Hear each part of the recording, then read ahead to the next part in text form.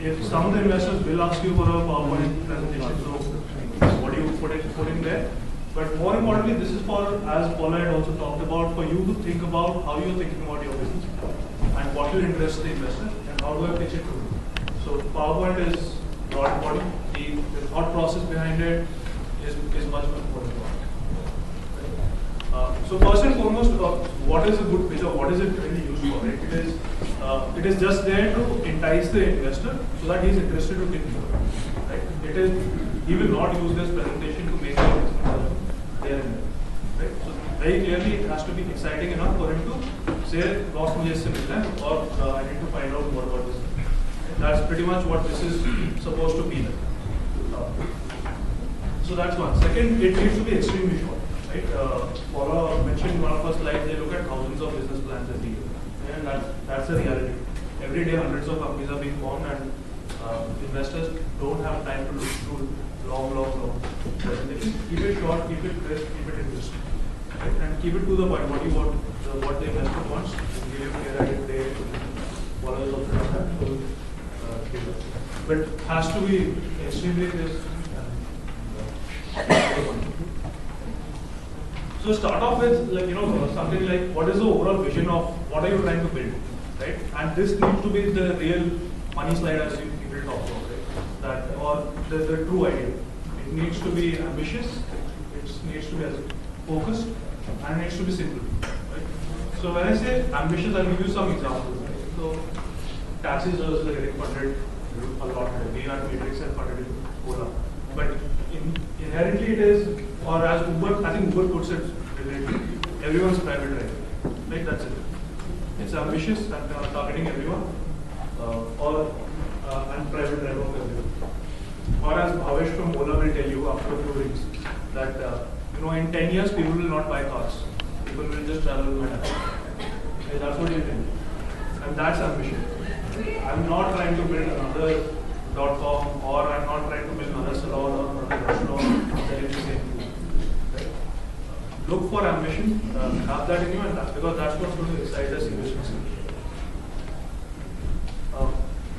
Similarly, focus and razor sharp, right? So Ola is doing just taxis, right? Or Stazilla, another of Matrix portfolio companies, is very clear that I will provide you rooms in cities where Big Metal does not provide, or I will be the longest tail room provider for travel bookings. Right? So they're not trying to be everything to everyone. And it is very, very important that you do that because lots of things need attention in an early startup. So the more focused you are, the better it is. I'll give you another example of what is not focused. Right? Just the other day, I was talking to someone. He was saying, look, food is a big business. But you really don't have anything integrated with each other. So on Zomato, you will find listings and reviews. On Foodpanda, you will do delivery. There are some recipe sites. And there are some other, there's a Facebook which connects people socially. Now Zomato is also trying to do that. But they are all disjointed. What I want to do is I want to do all of it. Boss, that doesn't work. Really doesn't work. Because food delivery is a very different business. Classifieds is a very different business. Social networks are very different business. Maybe one or two of them can be done together. But definitely not all. Because it takes a lot of time, it takes a different type of skill set. It takes a different amount of money to build all of this. So, as much focus as you can, that's what's going to help. And last thing is just simple, right? Ultimately, at Matrix, what we say is our exits happen towards, followed up about an IPO or a strategic investor. The reality is a lot of those people are actually sitting abroad. So, even in an IPO, FIS funds, foreign institution. Some Gora sitting outside is going to make decisions 5 years down the line. If you can't understand the business, there is no investment model, there is no investment model. Really, the reality is just that. So, what is it that you're doing that an informed VC can at least understand, so that eventually you can exit it out to a form. That's the thought process really behind why it should be defined in a very, very simple way. That's just it. So once you have that ambitious, simple vision in place, start by talking about, what's the market like? Okay? What's the friction there? So, for example, I'll give an example of news art, for example. It's a local language news and ebooks. Today, if you want to read it, then in Bhaskar on your phone, it's very difficult to read that unless you go to media. So, define who the customer is. The customer is the long tail of mobile internet users who are not English literate, but they are illiterate in some other language. Right? So that's my customer. Right? What is the service product available to her today? On the phone, nothing. Right? He or she can't really read a newspaper or a book on a phone, right? In a Gujarati or in a. And so the last thing, why do they don't work? Why has anybody not tried that? Because it is a very difficult problem to solve. To get those newspapers, to aggregate them, and then convert the local language into readable text, which flows in an app. And so it just doesn't work. It's a very technologically complex problem. Similarly, you could look at lots of other things, but have this clarity in thought, right? I will just keep stressing this throughout the presentation today. This is all about clarity of thought. So you are very clear that, this is going to be my customer.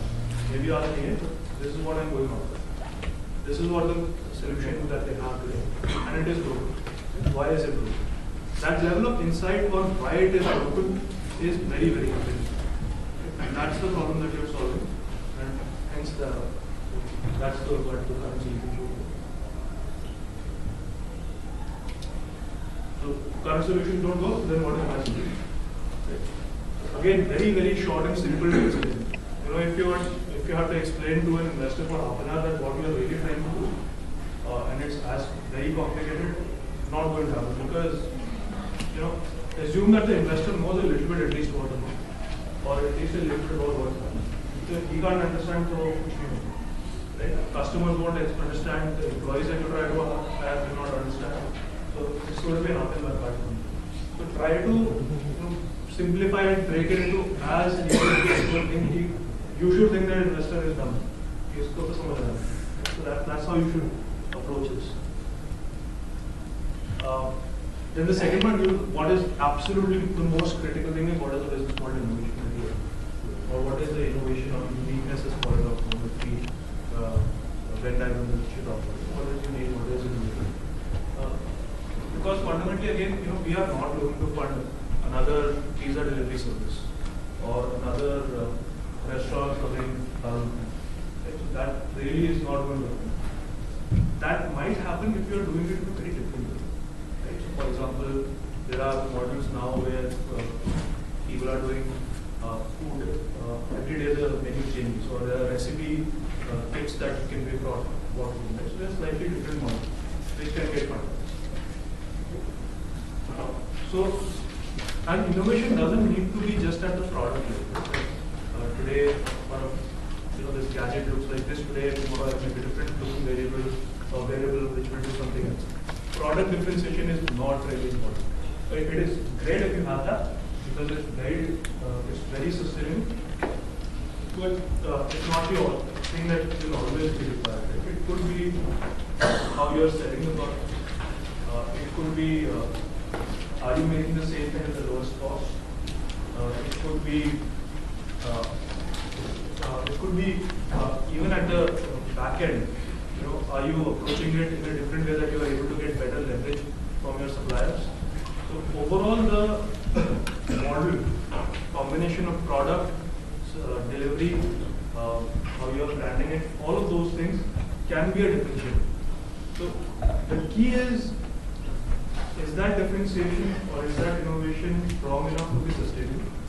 And can it be copied or not, right? So that's how you should just think about it and put it down in very simple. The third thing is, and which again a lot of people miss, that in a park, so again if I take an example of Ola Cabin, right? The demand side is not a problem. Everybody is looking to, there's enough people who want a taxi. But supply is the biggest problem to solve.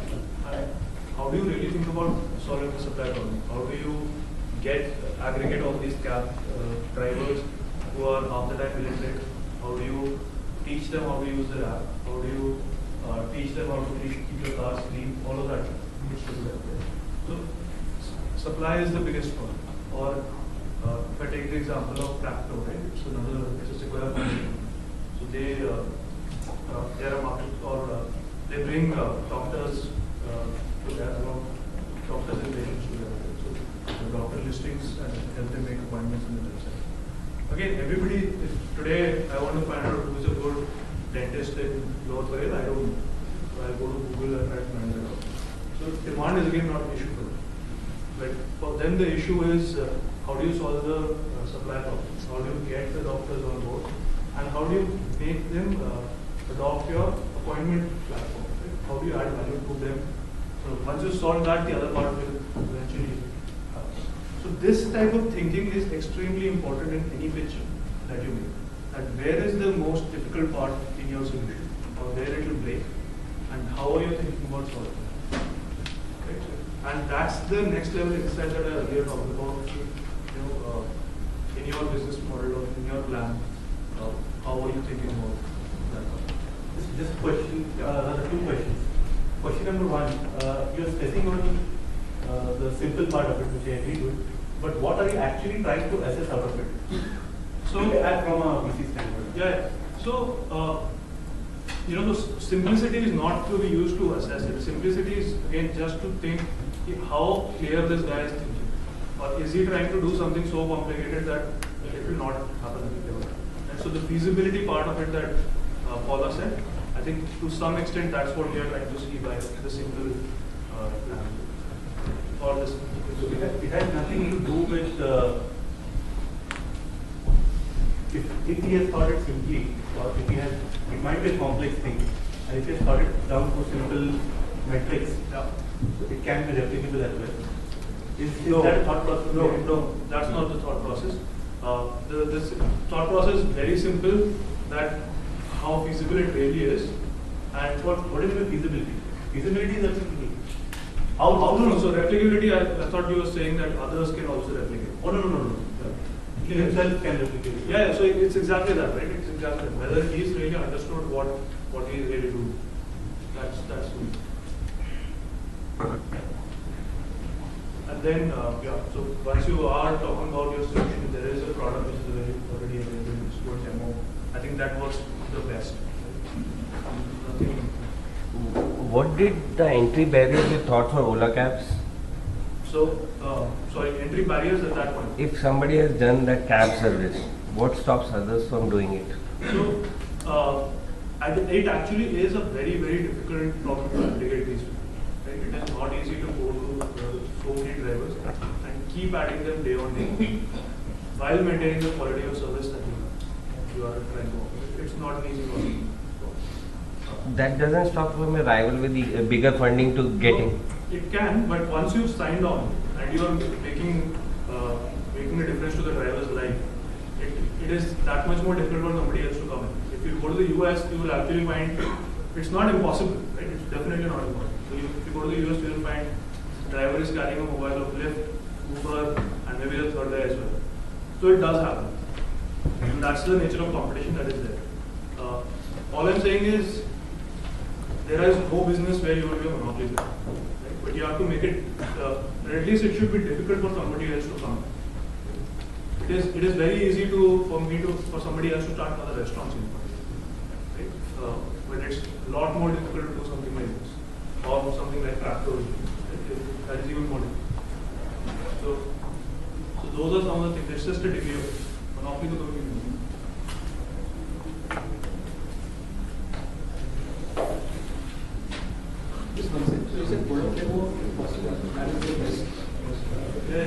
nothing like, when you're talking about it, what is it? So again, basically having a ready product really is obviously, yes. If you don't have it, you don't have it. So your recommendation is to really reach out to a VC once you are at some level of refinement in terms of your business. Yes, at least you. So it's a very gray area. So there are definitely some funds which will do very only early. There will be some funds which will do only late, or relatively late. But there are a lot of funds, especially Matrix, Koya, SET. These guys will do very early to late as well. So there is really no such thing, because ultimately it is the large. As long as you have some inclination of what you are trying to do or about it clearly, some of these things are there. That's a good kind of. So what you're saying is you assess the business risk more in terms of are there barriers or are there potential for barriers? So that's always a thought process, but that's just one part. That's just one part. Because if there are natural barriers to entry, it becomes that much more sustainable over time. If you crack that problem, like the news hand problem, it is a very difficult problem to solve. Right? Now once you crack it, it's very difficult to solve. Yeah, at least you have a time. You have some time. That's the only part. Would you also recommend reaching out to a VC fund that has related subsidies in your area of Sure. So that always helps. And I would suggest you do that.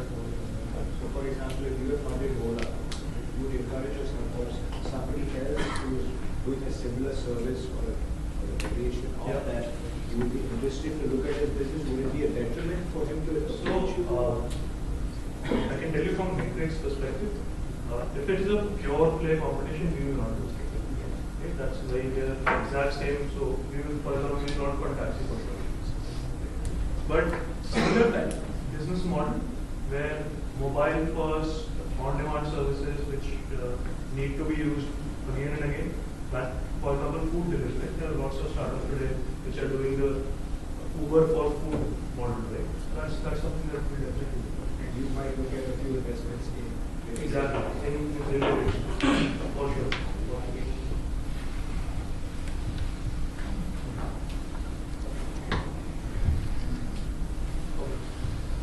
Market size. So this is good to have. I wouldn't say to, like the Red Bus example is classic for it, right? What's the market size? Right? You really can't put a number, or you will spend your quite a bit of time to just actually put it. So not as important. What you could do is, as Paul was talking about, what are some of the proxies that are available in IRCB, or even for Stazilla, right? For Stazilla, what we do, nobody really covers tier 4, tier 5 towns, right? So what's the real room nights market size in those towns? So then you start looking at proxies, where you know which tourism is happening in those cities, and then you try and do some sort of a benchmarking towards that. Or in the offline space, for example, right, it's typically easier. Right? So we have an investment in a company called W. Right? So very well researched market. Everybody knows, 35,000 crore market, and those kind of things. If it's easily available, that's great. But otherwise, look at this and obviously look at growth. So the market is we are interested in large markets or relatively small markets are growing very fast. So those kind of things, but not something that I will stress a lot. So if you get the right model, you will scale everything. What would a large market typically come to probably would be? So, if you want to put a dollar number to it, so say anything above 5,000, 10,000 crore.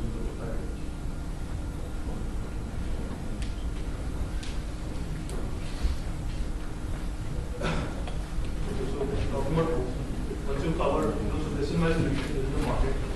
This is how I'm going to make money. So this is the percentage piece of service that I will provide. This is the percentage commission I'm going to charge. If it's a service business, or if it's a typical offline business which you have to expand unit by unit, what are the unit economics which you will scale? Okay, so if it's, for example, a preschool business, we are investors in Treehouse. So there, the unit economics are such that even at very low cost of education, they are able to achieve 60% EBITDA at a unit level. And once you have that kind of unit economics, it becomes very easy to scale. So and when I say unit economics, it essentially means what are the gross margins, so what are the unit level EBITDAs, investments, and return on capital. That's typically unit. Any questions on this? Yes. Sometimes my own personal business is very difficult with the complexities that are there to figure these financial things out, like what's the EBITDA, ROCE. It gets a little complex for some. At least I can speak for myself. I know the business, I know the need, I know what the customer likes, but I'm not able to get my head around, for example, the financial aspects of the business in terms of I know I make money, but what's my gross margin? If the my volume increases 30%, will my margin increase? Sure. Those are things that a lot of entrepreneurs I feel that I meet are not able to probably articulate clearly. Is that something that you need before we are able to approach somebody like you, or you think that people like you help answer those when you just talk about the broader idea that I believe there's value in what I do? So I think there's a path in the middle that we can do. So why do we ask for gross margins? Right? Essentially, if it's an FMCG kind of a setup, or even a service setup, gross margins means that revenues minus whatever the variable cost for that service essentially is going to be a gross margin. Or the cost of production of that product is revenue minus cost of production of that product is the gross margin. So no matter how much you scale, typically this remains more or less the same, assuming there will be some economies of scale that will kick in at some point in time for sure. But if you are at a 60-70% gross margin business, which most of our companies are, right, that's not going to. So that gives us a good benchmark there because everything else flows down from there, right? So if you have some semblance of that, that's always good. And I won't worry too much about what's going to happen later. What's it today, because we all know, अगर अभी 60% gross margin है, with scale 65-70 तो हो जाएगा, right? But it's not going to become 90%. Or if it's 30%, it's not going to become 80%. Right? So whatever it is today, think of it very simply as product minus the cost of making that product, revenue minus cost of making that product. That's essentially the product.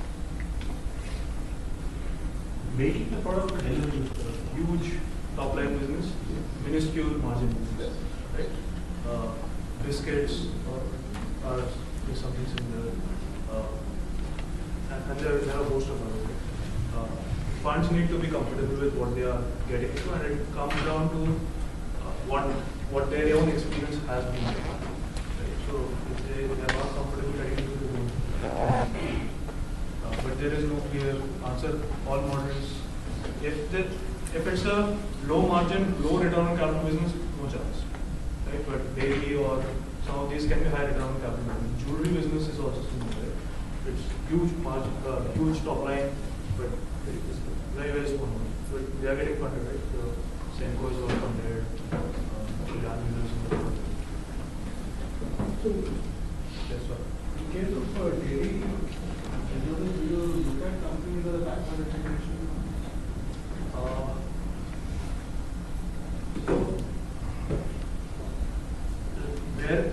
I think the question really is what's really delivering value and how feasible it is to manage. So my own personal belief is dairy backend is like a very difficult thing to manage, right? So I will not get into any of that stuff, but in some of the businesses, that's where the value is.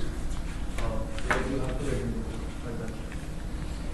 I was going through one of these videos by Paul and he seemed to focus on growth over everything else. Yes. So I just want to know where it would come out in the growth parameters of evaluating the business. So can come in two places.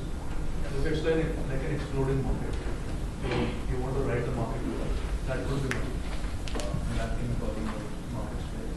Or I think generally what is much more important is how is the company doing.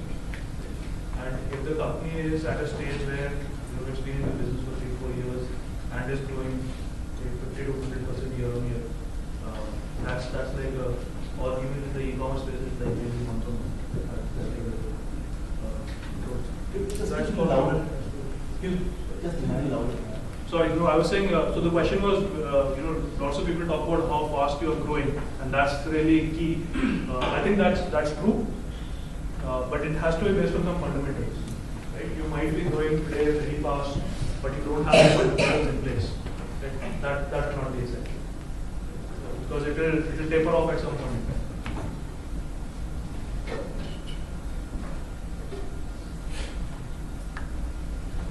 Yeah, so next one exactly that. What's the traction you got with it? If you have pre-revenue, then whatever metrics make sense. Typically very difficult for an institutional investor to come in at this stage. Right? Having said that, we are doing seed investments. We have done pre-revenue investments already in markets where we fundamentally believe there is value, and most importantly, we really like the people who are putting the solution. What examples of those markets are? So, for example, we've done, so I tell you, even before that, right, long time back, we've done, there's a company called Agarwal, right? They have made mobile POS solutions, right? Sorry. Company called what? M-Swipe, right? So they made mobile POS solutions. That was a seed investment a few years back, and then we did the follow-on. So it's a payment solution. It's the lowest cost mobile POS solution available in the market today, and scaling beautifully. That's one. Recently, we've done investment in a company called Line Tray. So they are in the food tech business. What they do is, so food delivery business, why Food Panda is not widely successful as it should have been, right? Because they are not technologically linked with the costs, etc., with the of the restaurant that they are doing the delivery for, right? So delivery comes in, it just like delivery order comes into the restaurant, there is no owner for that. So what Mindray is doing, they are starting from the back end. They are aggregating, providing technology to restaurants and eventually they will go online. What's the name of the company? Line Tray. Line? Tray. Line. Then there are a couple of investments in the recruitment space. So we believe that the recruitment market is completely low. It's the biggest challenge for a lot of companies, and things like referral hiring, etc. just don't work. Naukri, etc. just become a post for putting down resumes and that are Is there anything capital? No, yeah. So the early VC funds will just not do capital intensive. Ola or Twitter have become capital intensive over a period of time. But when we got in an asset light and later on capital intensive. So some of those things happen over time, right? But at the point where you are entering, you really don't want to be in a capital intensive. The other thing in the previous slide, return on capital. Typically, investment in equity is a moving target. Yes. So, do you do what? Do you do one-time assessment on capital money now, 1 year, 2 year? Because that's the maximum time. So, you look at it as a sequence. For early investors, there are no real benchmarks for that, ROCE should be this much, EBITDA margin should be that much. There's really nothing like that. We see all of it in totality, right? So if it's something similar to what the other gentleman asked, is it a high EBITDA, low ROCE business? No, I'm not looking at the numbers. Yeah. I think how do you treat, see, if you look at, say, a 5-year time frame, you probably have 4, 5, 6 months that you look at. If it's a high growth kind of business, Yeah. right? So typically when you talk about return on capital, you're talking about first time I put it in, what is the return? Yeah. What are you talking about? So let's look at it in two separate parts. What I earlier talked about was unit level ROCE, right? So this was almost at a unit which is standalone. So this is my salon or preschool or any of those things that I have. This is the money that I put in. This is the money that I get out. Right? And that's always going to be over a shorter period of time. 1 year, 2 years, 3 years, until it gets a steady state. That they will replicate. Now, from an investment perspective, it is we look at two things. We look at an immediate 1 or 2 year time period where we try to get in a lot more deep about what's really going to happen. Okay? like Paula was saying, how many people you will hire, which cities you will go to, what customers you will get to, and so on. So next 1 or 2 years at least, we know what we are funding the company for and what it will achieve. Having said that, we also like to look at, what is a 5-6 year horizon. Is this really going to be a large company? And to get to that, whatever I know today, this is what I need to do, right? Based on what I know today. And if that is not unreasonable, this is a good bet. So that's the only point for doing a large deal. In the marketplace kind of business where you serve as a platform for both the suppliers and the buyers, what would be the unit be? Unit would be both the buyers. So it doesn't need to be a unit model everywhere, right? So that's why I said, how will you make money is the overall question. So who will you charge? Will you charge the suppliers? Will you charge the buyers? How much will you charge? Is there going to be a tier structure? So some of those thinking should be there. Yes. Like you said about gross margin, so if there are a lot of counters which are already running, so every counter would be doing differently. Counter as Food counters, we are into food, so every outlet has gross margins which are different. So how do we comply in your business model? We've got to write down about every model that we run. Look at an overall level. So it will be overall. Yeah. So ideally, when I say gross margins, it is in a food business, food restaurant business, it will be the food cost only, right? So suppose your restaurant does 10 lakhs revenue in a month, the food cost is only 20% of that. Right? So that's the gross margin that I'm looking at. I've seen food businesses which are running at 50%, 60% food cost because wastage is like crazy. So that then just gives me immediately tells me there is something wrong. Okay. Right? So that's how we are looking at this gross margin. So your food cost is only 20%. Then there is rent, there is manpower. That gets down to your unit level EBITDA.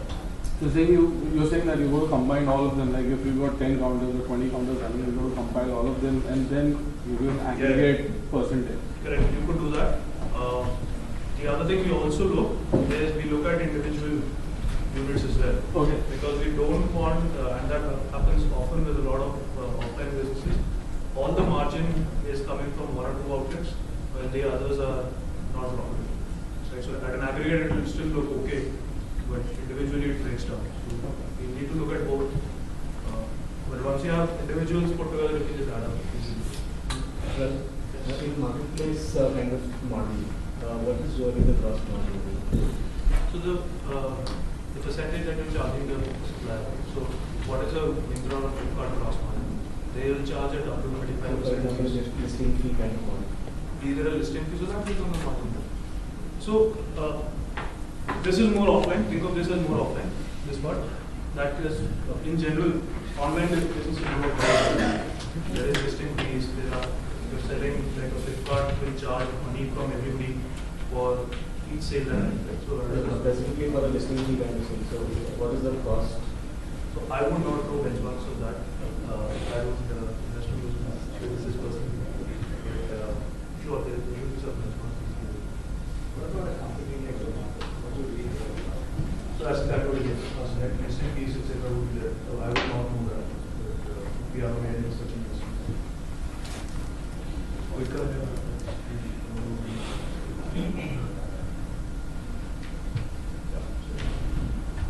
Traction is very easy. I think what a lot of people who have got revenue should start thinking about what is the current revenue run rate. Right? So last month, how much revenue did I get? If I did 50 lakhs, my run rate is 6 crore. Because investments are made on that run rate. Right? They will not look at previous year. Investors will look at what you are running at today. And then they will give you a multiple on that. Any questions?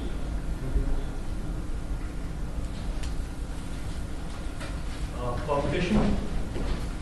So, some of this is very obvious, but what I want to talk about is this part, potential competition. And there are 2 very clear things that you should have in mind. Firstly, there is a lot of foreign players who are coming into India across different businesses. So for example, if you are a furniture retail company, right, what will happen to you once IKEA? Think about it. it's not there today. So what will happen? Excuse me, can you be louder slightly? So I was saying for potential competition is something that you should think about. And there are two trends that you should really think hard about. First is what is going to happen with global players coming in. So I think at Ola we missed that a little bit. We didn't anticipate Uber to come in and do such a good job. Right? So that's something that you should think about. Or as I was saying, for a furniture retail, what will happen when IKEA comes in? Or any of the other, if you are in Western wear apparel, in no other market has a local company really succeeded so much. There are examples. But at least think about what will happen when somebody else comes. So that's one.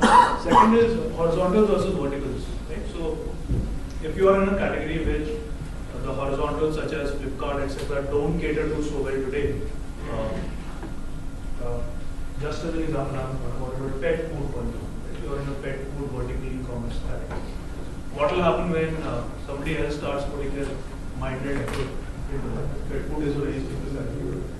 At least as a thought, think about it. Right? Similarly, in a classifieds business, if you are there, or for example, if you are in a table ordering, table reservation business, right? There are lots of, there are a couple of good companies in the industry. So what will happen when Zomato tries to do that? Or will they even try to do that? Because investors will ask you that question. Right? Why can't Zomato do that? So think about that and be prepared with answers for that. Right? Because that's exactly what will excite the investor कि हाँ यार इसने सोचा हुआ ये सोच के कर रहा है.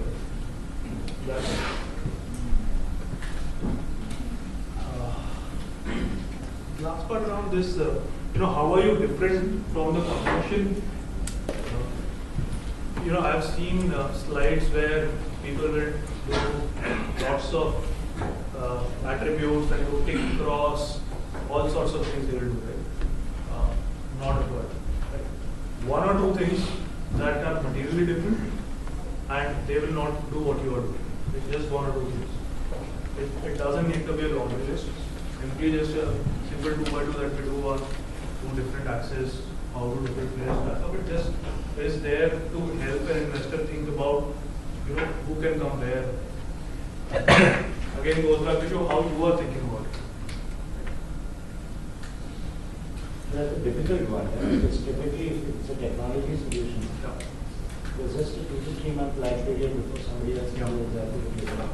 No, so that will always happen, but and it's not just technology, right? Whatever people see working, they will obviously come there, and that's why I want to go back to the first slide where I talked about what's the innovation, and is it really sustainable? Is the innovation incremental that any other guy sitting in his back office create an app which will do that, or is it really something that you bent the curve and for people?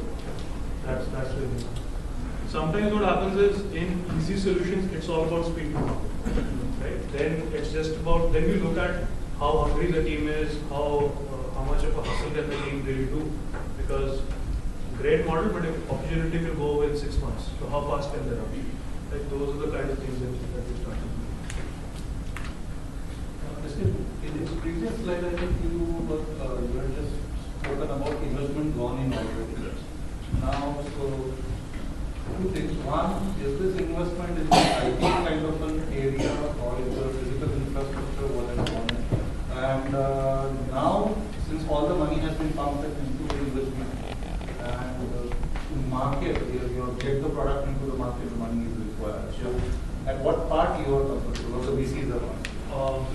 So I think so we are comfortable in any of those, right? That's not a question. As long as the money has been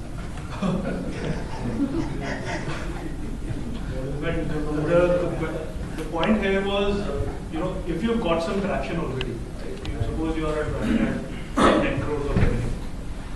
How much money have you put in to get to those 10 crores? Have you built that on like 5 lakhs? Or have you put in 5 crores to get to that 10 crores? Right? So, Newsend is a perfect example, right? Where it is today, before the Series B happened, it was built on just $4 million on $2 million of primary revenue. That's it. Very, very low cost of user acquisition and building the product. And that then starts becoming very tough. this team has built something substantial without spending any money. That's the whole idea.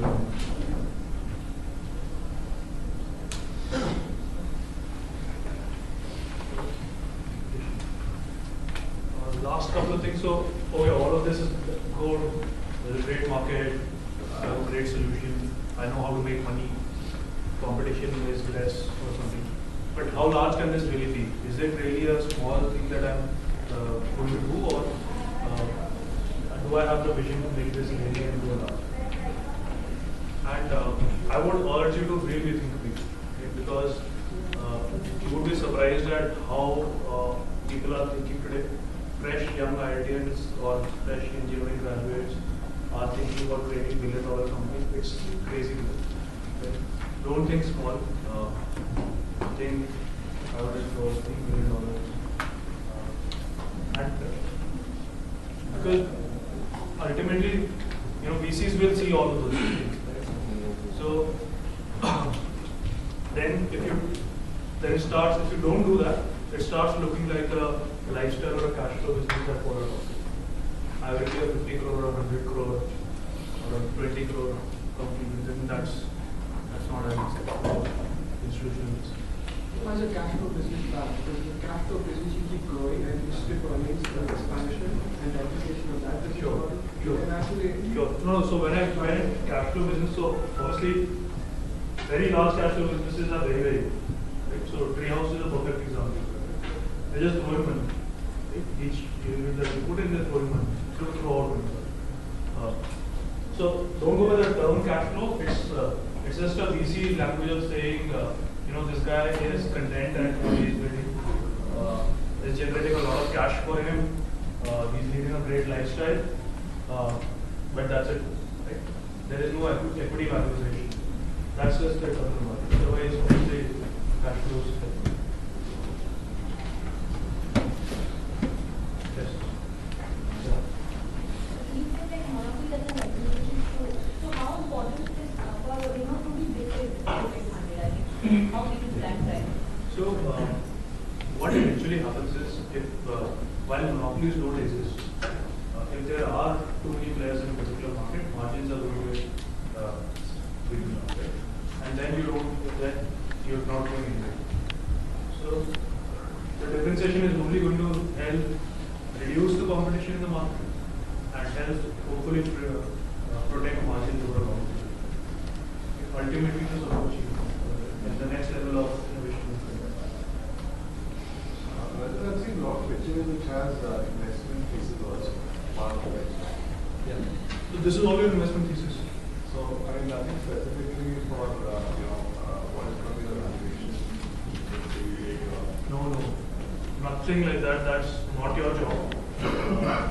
You should have some sort of an expectation, but don't put it down. But nothing like that required. And think of this as really a teaser or something to entice the investor interest. He is not going to look at that number, yeah, he is $10 million valuation, so much is there. This is not, the purpose of that is not visible. discussion, have discussion on I'm facing you and the VC believe that there is something that can go here. Yeah. Forecast say 100 crores in 3 years, is there a revenue that you will do? And maybe not make money. It's a scalable. Sure. What happened? And it's pre-revenue. Sure. You just back the team and you back the idea that it's an idea that can be delivered by the team. What happens then? How do the mechanics unfold the team? So, typically to get to that decision that yes, I will put in money into this company or this team, will take a series of meetings. Right? So once that is done, you've decided yes, boss, this is what I will do. There is potential. There is potential.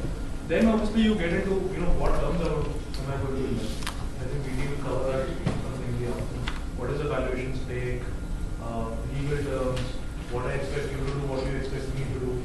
Some of those agreements get inked. Once that is done, obviously money comes in, and then the journey starts, right?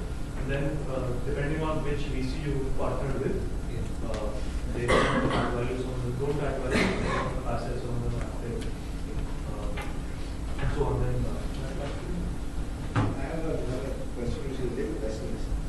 I've seen some examples where a VC backs a company and they make an investment and that goes south. That investment goes south and both of them know that this business does not have potential. yeah. What happens then? They've already invested and there's capital lying undeployed with the 5-year vision or 3-year vision and it's sitting there. What happens in a scenario like that? So obviously a very, very unhappy scenario. Yeah, it is, but it happens. But you know, so let me, there are two parts to this. Right? All of these problems happen if there is a mismatch between the investor and the entrepreneur. Right? The entrepreneur has sold a different dream to the investor. Investor got him thinking, yes, actually it's very, very far from reality. That's sometimes what happens. Sometimes what happens is investors looking for a quick exit, entrepreneurs they cannot provide that quick exit, and hence those problems start to happen. So there has to be a perfect entrepreneur investor pitch. Not every investor is for every entrepreneur and vice versa. One. Second, if those kind of situations do happen, you really can't do much about it. Right? There are exit clauses in the agreement that are there, like buybacks, etc. are there. Some of them get enforced, some of them don't get enforced. Ideally, there is a mechanism where the company can buy back the shares of the investor, but the outcome is not good. You do not get the full price which is wanted. That enforces those. I'm saying it's dead. Both of them know it's dead. They say it's doesn't have a future. That money is not going to come. Support this. Or return money. Return money is not. A lot of companies are pivoted. Yeah, Rajat, I have a question. Yes. What is the kind of due diligence the VC does as far as the industry, number one, and second is on the person who's taking the investment. So, different answers. So I can't say for others. I can tell you for Matrix. So, I think our team is sector focused first. So, a lot of us know a lot about our own sectors. A little bit more. So, sector or market diligence is primarily we know, right? At least some parts. What we don't know, depending, because we are meeting so many entrepreneurs in that same sector, we try and get more intelligent about it through our conversations. Once we find an interesting opportunity, equivalent business plan, we obviously dig deep. Right? Do a full diligence on the market, business opportunity. Is the price points that he's talking about feasible or not feasible? Is this really a pain point for the customer that he's talking about or not? Right, so we will do that business. We will do deep background checks on the team as well. Right? Friends, ex-colleagues, whoever is available that we can speak to, we will try and do that. Because ultimately we are putting in money into the entrepreneur more than anything else. Right, so background checks, like if you hire a candidate, you will do a reference check. Do something very simple. Use processes. Oh, so this was just like, the Red Bus example, don't know really how large can it. It's a huge opportunity, but look at IRCTC. Or, people talk about, I do a lot of offline investments, so people talk about how many such units can really be there in the country. Right? If you are in a food delivery business, how many delivery units can you have in a city? So look at Domino's, right? If you get it right, you can have like 80 outlets in the city. That's the whole thing about proxies. There are certain sectors which have a lot of challenges. Which have a lot of challenges. Yes. Yes. So then you cannot sometimes place reverse. No, for sure. Is not more. For sure. So that's why I said, if you can put a figure to it, brilliant. If you can't, look at, similar model in some other geography. It's become so big, right? That's the global peers that I talk about. Right? Food delivery, Manchuri in the US is a great example, right? Or cab service, and so on and so forth. Right? They have become so large. Maybe a different market, or at least gives you some idea. It can become this big.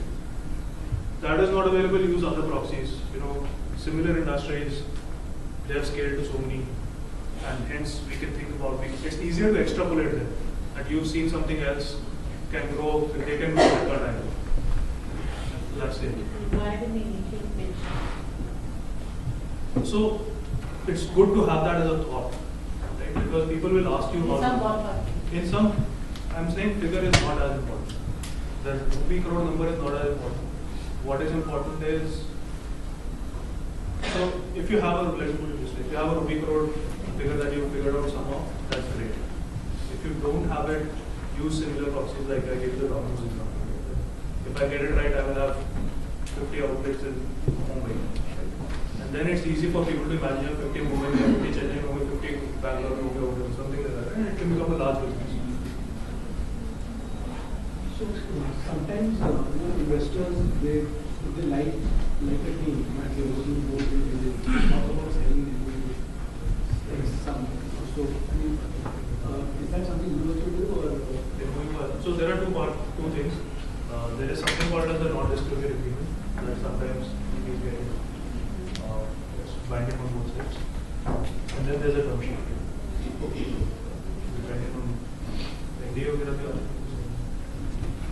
So typically a entrepreneur when he approaches a VC does not post this initial pitch. He does not. There's no NDA that he should insist on or. It really depends on you.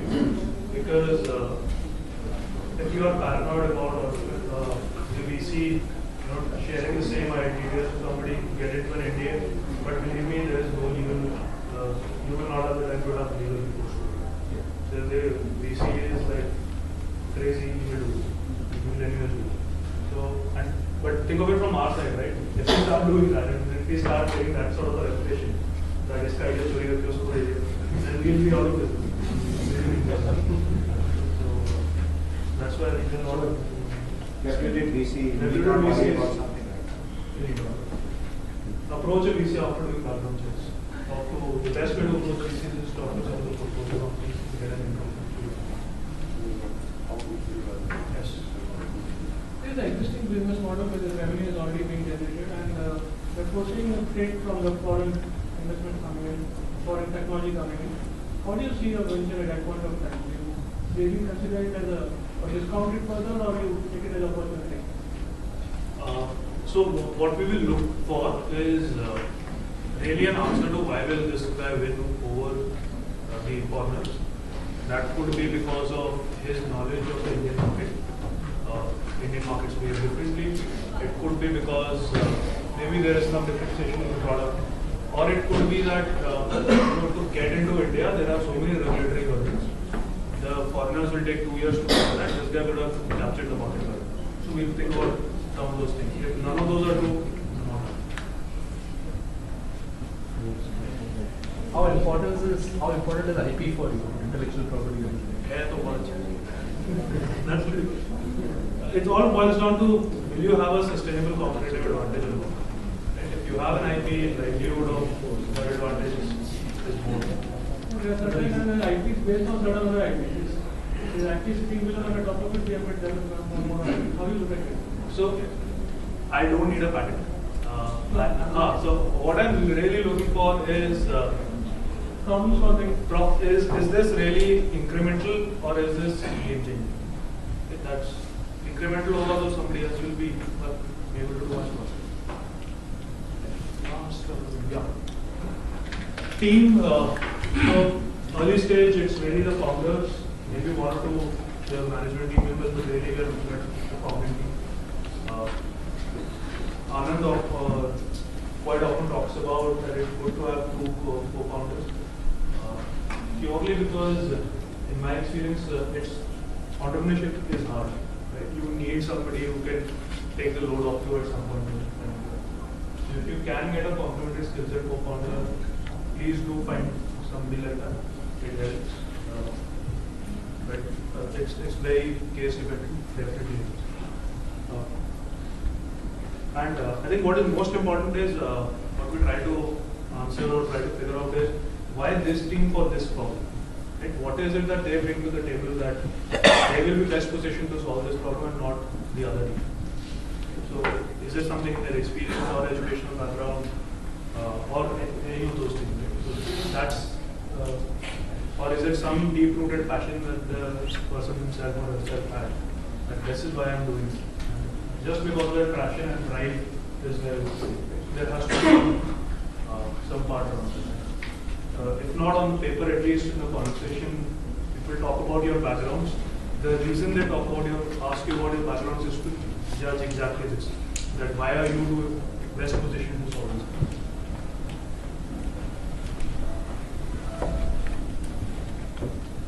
Funding requirement, I think we've already covered this, but rough ballpark for companies that are generating revenue, what you use is 1.5 to 2 times the current run rate is what you should try to look to raise, or look to raise enough to last you for 18 to 24 months, right, so that you're not again back out in the market.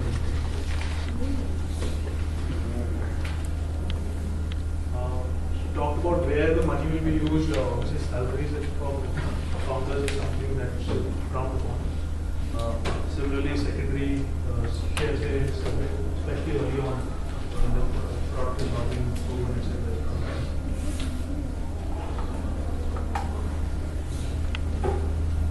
Lastly, if you want to check out some of the good stuff, look at Airbnb's first page. That's I think is a very good page.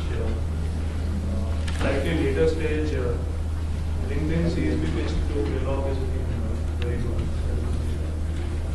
Bunch of stuff.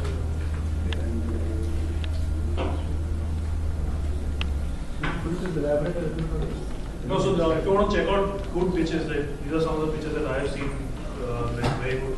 So Airbnb's first pitch that they made, I think it's very simple. It's the point brilliant. Similarly, LinkedIn CSB pitch, there's a very good. They described it how the entire thought process of putting that pitch together. Everything is done in a context. That's something that's a good thing.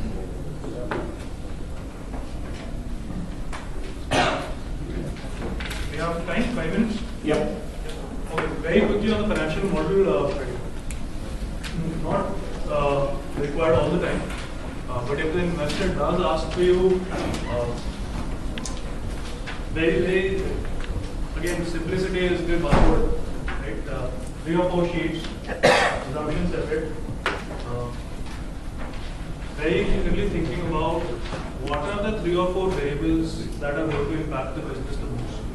And the model should be focused around that. So, if it's an offline sales business, same-store sales growth is going to be one key deal, or some margin assumptions that you put in, gross margins, etc. Some of those things is what you should look at, and it should not be a garbage in, garbage out type of thing. Just an Excel model with a little bit of math just for the record.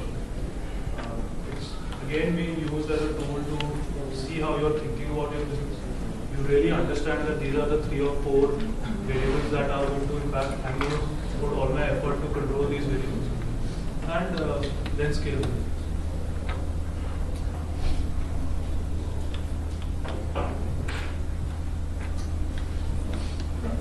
Yes. Anyone has questions? I have a question. If there's a business model is already there in the market, the product is there in the market, the founders are, there's money also raising, but the founders are stuck in the day in, day out business. And somewhere they're stuck around in a specific capital, on a specific capital, the amount of money they're raising. Now, do you think at that point of time, but they know that money flowing in will definitely attract more money. Do you think at that time investors or the VCs would be interested at that point in time? So if your business has grown a little bit, but has then become stagnant, Yeah. it's a hard business to do, really hard. The people who will fund you are the ones who know you personally well. Because then it's all about whether I'm backing the person. Generally is, but if you have seen a track record of non-performance, then it's a track record.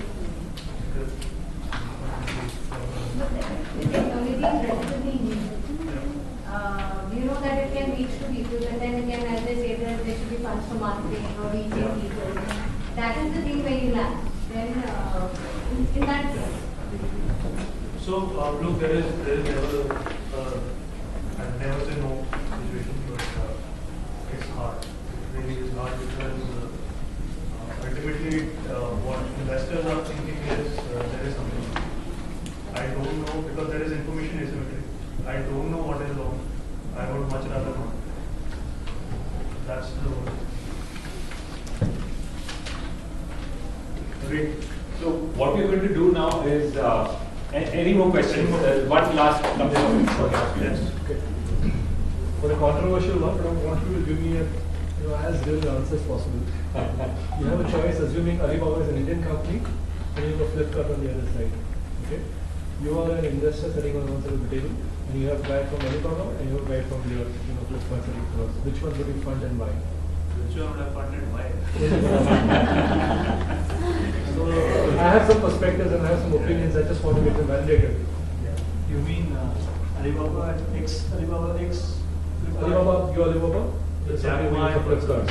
Jack And Ma he's and sitting here. Muscles are sitting there. And he just has enough amount of money to fund either one of them. In hindsight, I would fund Jack Ma. Because the hunger in that guy is immense. Pretty much because we are in the business of buying.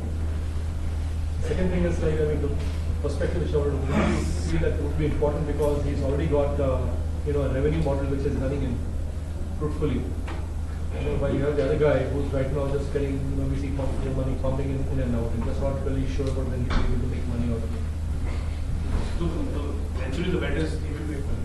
Sorry? Eventually the bet is that he will make money. He will. Yeah. That's what we are saying. Yeah. That's what we are hopeful for. We are all hoping for the same thing. All of us are hoping for the same. Enjoy the ride till then. Three-star. And yeah, this guy is already making money.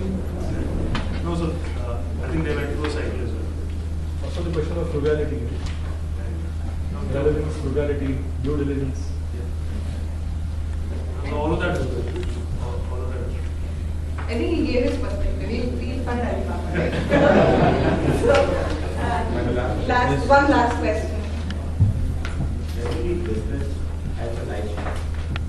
What kind of a age analysis of the life cycle do you consider when you look into investing in a company or an entity?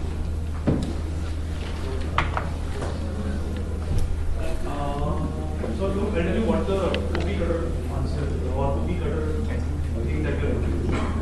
Young company has been in existence for not more than 2 years. That's why early stage VC investors would idle like 0 to 3 years.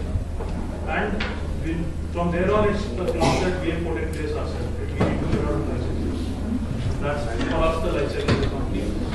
The company could be such that the muscles which are not going to exit out of that company, nothing happens for the next few years.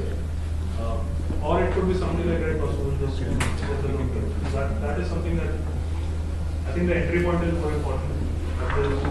What we don't like to get into is a tier-1 company doing slowly something. Then a second generation guy comes in, he's thinking of doing something great. Typically what we've seen is the second generation guy doesn't have the same project.